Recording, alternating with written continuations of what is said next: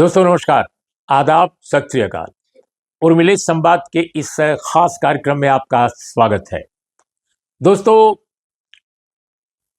पटना में जो उच्च न्यायालय है, हाई कोर्ट है, उसने कल यानी गुरुवार को 65% जो रिजर्वेशन पॉलिसी नीतीश कुमार जी की सरकार ने, जब वो महागठबंधन की सरकार थी, यानी नीतीश कुमार मुख्यमंत्री और Tejashwi Yadav deputy chief minister थे, तो जब लाने का फैसला हुआ, उस फैसले को निरस्त कर दिया है, उसको रद्द कर दिया हाई कोर्ट ने और कहा है कि 65% रिजर्वेशन आप नहीं लागू कर सकते, क्योंकि इससे संविधान की जो अनुच्छेद 15 हैं और 16 हैं, उनके 4 यानी 15(4) और 16(4) ये जो पैरे हैं उनका उल्लंघन होता है और ये कानून के हिसाब से उचित नहीं है। ये फैसला बिल्कुल सरकार का, ये डिसीजन जो है 65% रिजर्वेशन का, उसको खारिज कर दिया हाई कोर्ट ने।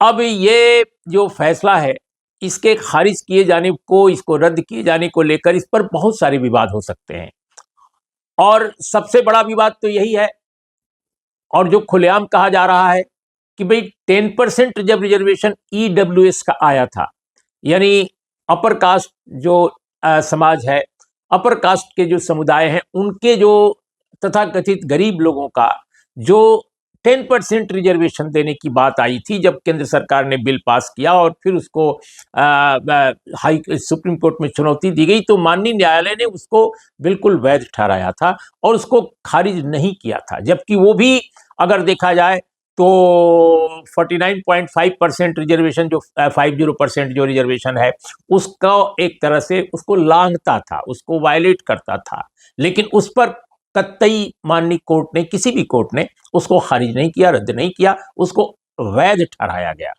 अब सवाल इस बात का है कि फिर ये जो 65% रिजर्वेशन है, इसमें तो सबका है, इसमें तो ऐसा नहीं है कि किसी एक का केवल एससी है, एसटी है, ओबीसी है, सभी समाजों का है। तो 65% जो एफर्मेटिव एक्शन या यूं कहा जाए उत्पीड़ित या वंचित या उपेक्षित समाजों को दिए जाने वाले आरक्षण के बारे में आखिर ये आपत्ति क्यों? एक तो बहुत बड़ा सवाल ये है कोर्ट के इस वर्डिक्ट पर, और ये माना जा रहा है कि जब ईडब्ल्यूएस का रिजर्वेशन आया था तो कोई उसके लिए गणना नहीं की गई थी, कोई सर्वेक्षण नहीं किया गया था, उसके पक्ष में कोई डेटा नहीं था।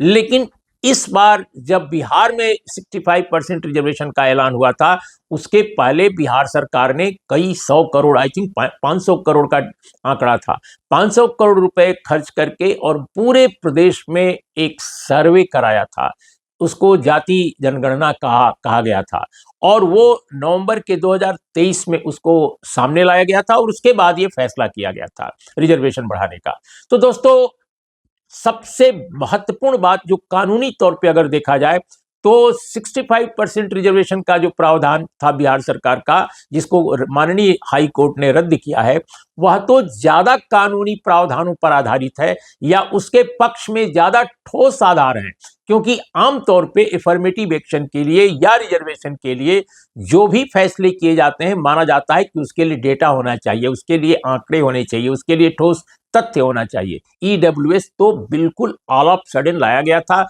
2019 के चुनाव से पहले, और आरएसएस और बीजेपी के लोग उसकी बात जरूर कभी कभी करते थे, लेकिन ऑल ऑफ सडन लाया गया और उसको फिर पास करा लिया गया, उसको तुरंत लागू करा लिया गया, यहां तक कि वो जैसे ही पास किया गया तत्काल उसको लागू कर दिया गया। चैलेंज किया गया कोर्ट में, लेकिन वो लागू ऑलरेडी हो चुका था, आनंद फानंद में हो गया था, तो उसको कहीं कोर्ट से या सरकार से कहीं कोई उस पर कोई सवाल नहीं उठा, लेकिन इसको तो रद्द कर दिया गया। तो अब आप सोचिए कि बिहार में इसका मतलब यह है कि 49.5% जो रिजर्वेशन पहले था एससी एसटी ओबीसी का और 10% ईडब्ल्यूएस का, यही रहेगा। इसका मतलब ये हुआ, यानी मामूली जो बदलाव है वो केवल जो उत्पीड़ित या वंचित तबका है, केवल वही प्रभावित होगा। 10% पर कोई आंच नहीं आएगी जो एक्स्ट्रा जोड़ा गया है। इस फैसले का यह भी एक इंप्लीकेशन है या इसका एक यह भी मतलब है। दोस्तों, हाई कोर्ट के फैसले के बाद बिहार में काफी बेचैनी है।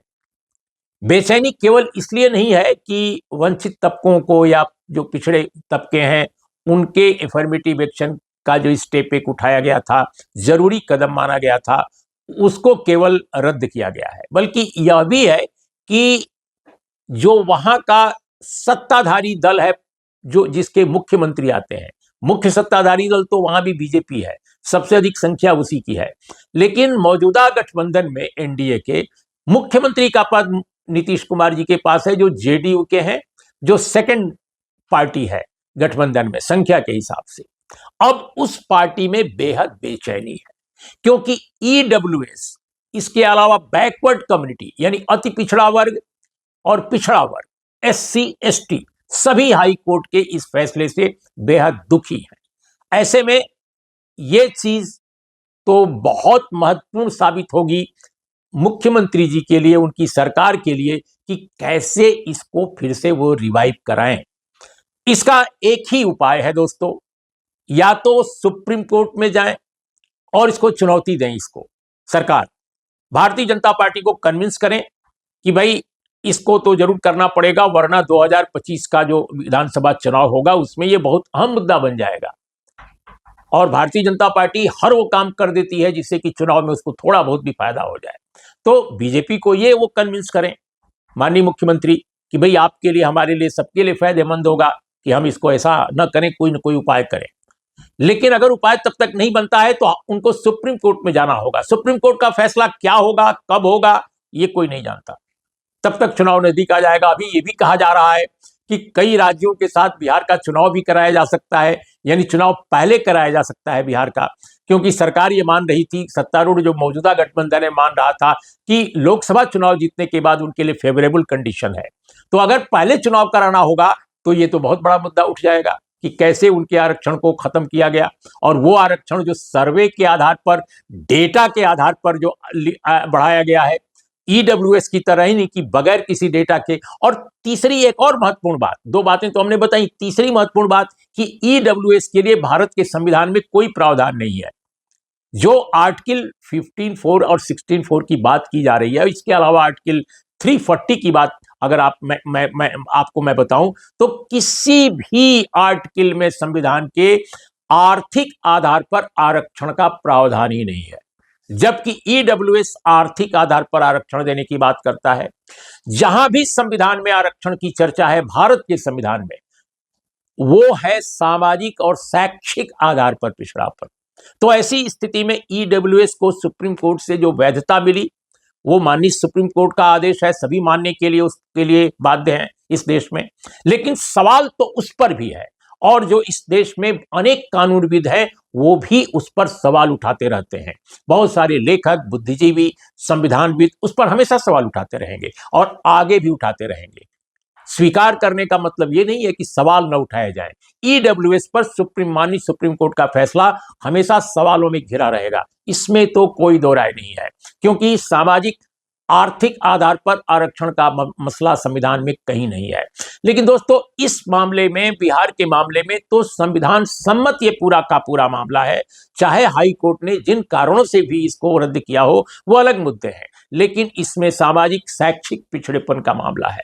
नौकरियों की पूरी संख्या बताई गई है, जातिवार जो सर्वेक्षण बिहार का किया गया सरकार का, बाकायदा एक एक आंकड़े पेश किए गए कि पिछड़ा वर्ग, अति पिछड़ा वर्ग, शेड्यूल कास्ट, शेड्यूल ट्राइब तो बहुत कम है बिहार में, लेकिन ये सभी वर्ग जो हैं वो वहां पर सरकारी नौकरियों में किसका कितना परसेंटेज है ये भी बताया गया था।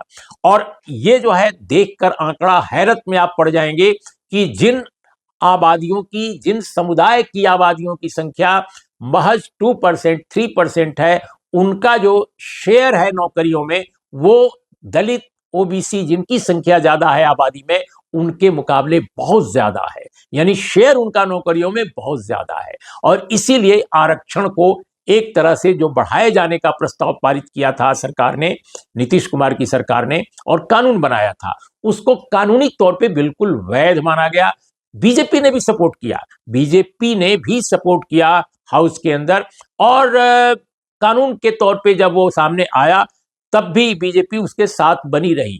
लेकिन आज जब रद्द हो गया है हाई कोर्ट से, अब एक बड़ा संकट पैदा हो गया है।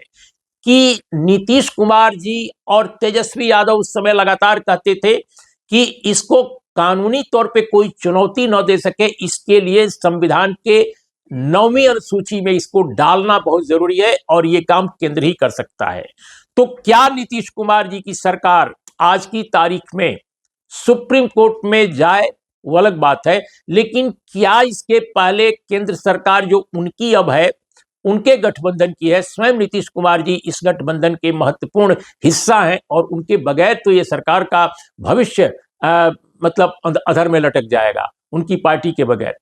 तो जो एक नाजुक समर्थन उनका है इस सरकार को, बहुत महत्वपूर्ण है और ऐसे में क्या ये देखना होगा कि वो जो अपनी पुरानी मांग है संविधान के 9वीं अनुसूची में 9th शेड्यूल में बिहार के आरक्षण के विधेयक को, कानून को डाल देने का, क्या वो केंद्र से फिर इसकी पुरजोर मांग करेंगे? दोस्तों, तमिलनाडु से लेकर अनेक जगहों पर आरक्षण 60% से ऊपर है। तो अगर ऊपर है तो इसलिए है कई जगहों पर कि एक तो 9वीं अनुसूची में उसको डाला गया है, कोई चुनौती नहीं दे सकता, और कई ऐसी जगहों पर है जहां वाकई वहां पर अपर कास्ट हिंदू आबादी का उतना प्रश्न ही नहीं है। सभी लोग या तो ट्राइबल हैं या अति पिछड़े हैं, इस तरह के लोग हैं या अनुसूचित जाति के हैं, तो इसलिए कोई समस्या उन सूबों में नहीं आती है। लेकिन जहां तक सवाल बिहार जैसे सूबे का है, उत्तर प्रदेश जैसे सूबे का है, यहां पर अगर आरक्षण की सीमा बढ़ाते हैं तो 9वीं अनुसूची एकमात्र सहारा बनती है हाई कोर्ट या सुप्रीम कोर्ट से उन कानूनों के रद्द किए जाने को। अगर कोई आशंका बनती है तो उससे एकमात्र उपाय यही है कि कैसे 9वीं अनुसूची में उसको शामिल कर दिया जाए। तेजस्वी यादव इसकी बार बार चर्चा कर रहे हैं जब से हाई कोर्ट का फैसला आया है कि क्यों नहीं माननीय मुख्यमंत्री एक डेलीगेशन लीड करते हैं और वो लेकर के केंद्र सरकार तक जाएं, जिसमें बीजेपी भी शामिल हो, सभी पार्टियां शामिल हो और 9वीं अनुसूची में आरक्षण के विधेयक को, कानून को डालने की मांग की जाए और केंद्र इसको लागू कर दे। दैट्स ऑल, और मामला हल हो जाएगा। तो दोस्तों, ये जो मसला है बिहार के आरक्षण विधेयक के हाई कोर्ट द्वारा रद्द किए जाने का, अब जेडीयू के सामने एक गहरा संकट है कि क्या अपने कहे अनुसार वो 9वीं अनुसूची में इस कानून को डलवाने के लिए केंद्र पर दबाव डालेगी। वो केंद्र सरकार जो उसकी अपनी सरकार है, जिसके समर्थन के बगैर वो टिक भी नहीं सकती। तो दोस्तों, आज इतना ही। नमस्कार, आदाब, सत श्री अकाल।